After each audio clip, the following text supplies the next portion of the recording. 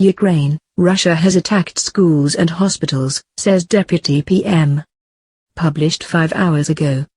Russia is striking civilian targets in Ukraine, including hospitals, nurseries, and schools, the Ukrainian Deputy Prime Minister has said.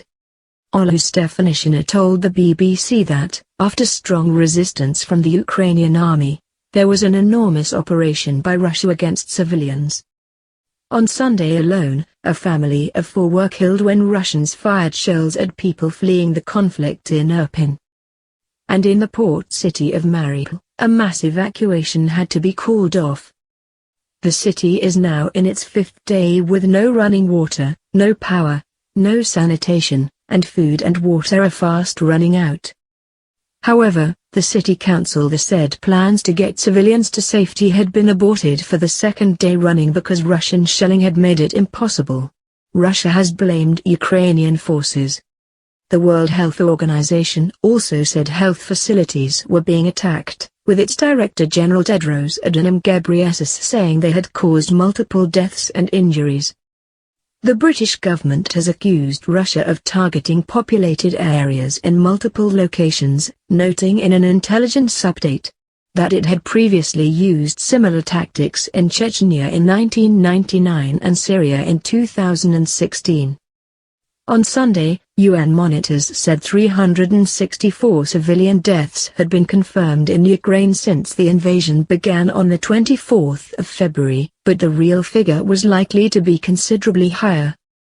The UNC said more than 1.5 million people had fled Ukraine since Russia invaded. But Russia denies targeting civilians, saying it is carrying out a special military operation against Ukrainian nationalists and neo-Nazis. Stefanishina, who was speaking to BBC TV's Sunday morning program, accused Russia of military tactics right in the cities of Ukraine, adding they were carrying out a terroristic plan, with attacks coming from the air and also by land. Shelled hospitals, the shelled houses for kindergartens and schools, and the ordinary households, she said. This is how the reality looks.